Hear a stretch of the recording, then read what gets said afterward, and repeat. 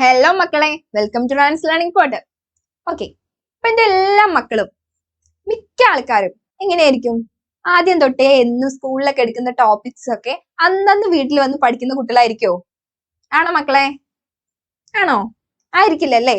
എപ്പോഴെങ്കിലും ഏതെങ്കിലും ടീച്ചേഴ്സ് ഒക്കെ നല്ല സ്ട്രിക്റ്റ് ആയിട്ടുള്ള ടീച്ചേഴ്സ് ഒക്കെ വന്ന് ക്വസ്റ്റ്യൻ ഒക്കെ ചോദിക്കുമ്പോഴായിരിക്കും നല്ല അടിയൊക്കെ കിട്ടും. ഇപ്പൊ അടിയൊക്കെ ഉണ്ടോ? അല്ലെങ്കിൽ ഇമ്പോസിനൊക്കെ കിട്ടും. അങ്ങനെയൊക്കെ ഉണ്ടെങ്കിലായിരിക്കും എന്താവുക, അന്നന്ന് വീട്ടിൽ പോയിട്ട് എല്ലാം ഒന്ന് പഠിക്കുന്നത് അല്ലേ? അല്ലാന്നുണ്ടെങ്കിൽ എന്താ ചെയ്യാ, നമ്മൾ എക്സാമിന്റെ ഡേറ്റ് അങ്ങ് ഡിക്ലെയർ ചെയ്യുമ്പോൾ എന്തുണ്ടാവും, ഒരു 10 ദിവസം മുമ്പ് അല്ലെങ്കിൽ ഒരു 5 ദിവസം മുമ്പൊക്കെ ആയിരിക്കും എന്തുണ്ടാവുന്നത്, നമ്മൾ പഠിക്കാൻ വേണ്ടി സ്റ്റാർട്ട് ചെയ്യുന്നത് അല്ലേ? അപ്പൊ പക്ഷെ എന്താ പ്രശ്നം ഉണ്ടാവുക, ഒരു 10 ചാപ്റ്റർ ഒക്കെ കവർ ചെയ്യാനുണ്ടെങ്കിൽ ഒറ്റ ഇരുത്തത്തിന് അതെല്ലാം കൂടെ അങ്ങ് പഠിച്ചു തീർത്ത് എക്സാം ഹോളിലേക്ക് പോകും. എല്ലാം പഠിച്ചല്ലോ, സമാധാനം.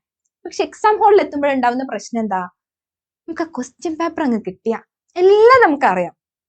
പക്ഷെ എന്താ സംഭവിക്കുക, അതെല്ലാം നമുക്ക് പ്രോപ്പറായിട്ട് ആൻസർ ചെയ്യാൻ പറ്റില്ല. എന്തൊക്കെയോ ഒരു പുകമയമായിരിക്കും അല്ലേ? എന്തൊക്കെയോ അറിയാം, പക്ഷെ അതങ്ങ് എഴുതാൻ തുടങ്ങി കഴിഞ്ഞാൽ ഒന്നും അങ്ങ് കിട്ടൂല അല്ലേ? ഇതിപ്പോ എന്തുകൊണ്ടാ ഇത്? എന്താ മക്കളെ ഇത് പ്രശ്നം? ഇത് നമ്മുടെ ടൈം മാനേജ്മെന്റിന്റെ പ്രശ്നമാണ്. ഓക്കെ, അപ്പൊ നമുക്ക് ഇന്ന് എന്ത് ചെയ്യാം, അതിനുള്ളൊരു സൊല്യൂഷൻ കണ്ടെത്തും. ഒരുപാട് സൊല്യൂഷൻസ് ഉണ്ട്. അപ്പൊ നമ്മൾ ഇന്നിവിടെ ഇതിനെ കുറിച്ചാണ് പറയാൻ പോകുന്നത്. പോമഡോറോ ടെക്നിക്കിനെ കുറിച്ചാണ്. ഒരു എഫക്റ്റീവ് ആയിട്ടുള്ള ഒരു ടൈം മാനേജ്മെന്റ് മെത്തേഡാണ്. Okay, Pomodoro method. ഓക്കെ, അപ്പൊ എന്താ കുട്ടികളെ ഈ പോമഡോറോ ടെക്നിക്? എന്താണ് പോമഡോറോ ടെക്നിക്? നമ്മുടെ പഠിത്തത്തിന്റെ ടൈമിനെ ഫോക്കസ്ഡ് ഇന്റർവെൽസ് ആയിട്ട് ഡിവൈഡ് ചെയ്യുന്നതിനാണ് എന്തെന്ന് പറയുന്നത്, പോമഡോറോ ടെക്നിക് എന്ന് പറയുന്നത്. അത് എങ്ങനെയാണ് ഡിവൈഡ് ചെയ്യുന്നത്? ഈ കുട്ടികളും കൂടി നോക്കിയേ. നമ്മളിപ്പോ ഒരു 25 മിനിറ്റ്സ് നമ്മൾ ഡെയിലി പഠിക്കുകയാണ്. ഓക്കെ, ദെൻ നമ്മൾ എന്ത് ചെയ്യും, ഒരു 5 മിനിറ്റ്സ് എന്ത് ചെയ്യും, നമ്മളൊരു ബ്രേക്ക് എടുക്കും. ഓക്കെ, ദെൻ അഗൈൻ പിന്നെ ഒരു 25 മിനിറ്റ്സ് എന്ത് ചെയ്യും, നമ്മൾ പഠിക്കും. ആൻഡ് ദെൻ ഒരു 5 മിനിറ്റ്സ് എന്ത് ചെയ്യും, നമ്മളൊരു ബ്രേക്ക് എടുക്കും. പിന്നെ എന്ത് ചെയ്യും, നമ്മളൊരു 25 മിനിറ്റ്സ് പഠിക്കും. ദെൻ ഒരു 50 മിനിറ്റ്സ് എന്ത് ചെയ്യും, നമ്മൾ ബ്രേക്ക് എടുക്കും. ഓക്കെ, ഇതിങ്ങനെ ഒരു ബ്ലോക്കാണ്. ഓക്കെ, ഇതിങ്ങനെ എന്താണ്, ഒരു ബ്ലോക്കാണ്. ഇപ്പൊ നിങ്ങൾക്ക് ക്ലാസ് ഒക്കെ ഉള്ള ടൈമിലാണെന്നുണ്ടെങ്കിൽ ഇതുപോലെ ഒരു ബ്ലോക്കെങ്കിലും അറ്റ്ലീസ്റ്റ് നമുക്ക് കംപ്ലീറ്റ് ചെയ്യാൻ പറ്റണം. ഓക്കെ, ഇനിയിപ്പോ ക്ലാസ് ഒന്നും ഇല്ലാതെ ഫുൾ ഡേ ഫ്രീ ആണെന്നുണ്ടെങ്കിൽ അറ്റ്ലീസ്റ്റ് ഒരു 3 ബ്ലോക്കോ 4 ബ്ലോക്കോ ഒക്കെ നമ്മൾ എന്ത് ചെയ്യാൻ നോക്കണം, ഇങ്ങനെ കംപ്ലീറ്റ് ചെയ്യാൻ നോക്കണം. ഓക്കെ, പിന്നെ നിങ്ങൾ ശ്രദ്ധിക്കേണ്ട ഒരു കാര്യം എന്താണെന്ന് വെച്ചിട്ടുണ്ടെങ്കിൽ നിങ്ങൾക്ക് വേറെ ഡിസ്ട്രാക്ഷൻസ് ഒന്നും ഉണ്ടാവാൻ പാടില്ല. എന്തൊക്കെ ഡിസ്ട്രാക്ഷൻസ് ആണ് ഉണ്ടാവുക? ഈ 5 മിനിറ്റ്സ് നമ്മൾ ബ്രേക്ക് എടുക്കാന്ന് പറഞ്ഞില്ലേ, അപ്പോ നിങ്ങൾക്ക് കുറേ എന്റർടൈനിങ് ആയിട്ടുള്ള ഇങ്ങനെ റീൽസ് ഇരുന്ന് കാണുക, അതല്ലെങ്കിൽ മൂവി ഇരുന്ന് കാണുക, അങ്ങനെയൊക്കെ ആണെന്നുണ്ടെങ്കിൽ ആ 5 മിനിറ്റ്സ് അങ്ങ് നീണ്ടു പോകും. അപ്പൊ അങ്ങനെയൊന്നും ചെയ്യരുത്. നിങ്ങൾ ജസ്റ്റ് ആ ഒരു 5 മിനിറ്റ്സ് എന്തെങ്കിലും ഒരു മ്യൂസിക് കേൾക്കുക, അതല്ലെങ്കിൽ പുറത്തൂടെ ഒന്ന് നടക്കുക, അങ്ങനെ ഒന്ന് ജസ്റ്റ് റിലാക്സ്ഡ് ആയിട്ട് നല്ല വെള്ളമൊക്കെ കുടിക്കുക. ഓക്കെ, അങ്ങനെ ഒരു 5 മിനിറ്റ്സ് അങ്ങനെ വേണം നിങ്ങൾ ആ ഒരു ബ്രേക്ക് ടൈം യൂസ് ചെയ്യാൻ വേണ്ടിയിട്ട്.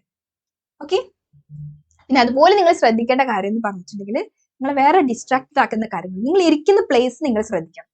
ഓക്കെ, എന്ത് വേണം, എല്ലാം നിങ്ങൾക്ക് ആവശ്യമുള്ള എല്ലാ സാധനങ്ങളും, നിങ്ങൾക്ക് വെള്ളം എപ്പോഴും വെള്ളം കുടിക്കുന്ന ആൾക്കാരാണെങ്കിൽ വെള്ളം അവിടെ വേണം. പിന്നെ അതുപോലെ നിങ്ങൾക്ക് ആവശ്യമുള്ള എല്ലാ ബുക്ക്, പെന്ന്, പെൻസിൽ, എല്ലാ സംഭവങ്ങളും എന്ത് ചെയ്യണം, ആ ഒരു ടാബിൽ അവിടെ പ്രസന്റ് ആയിരിക്കും.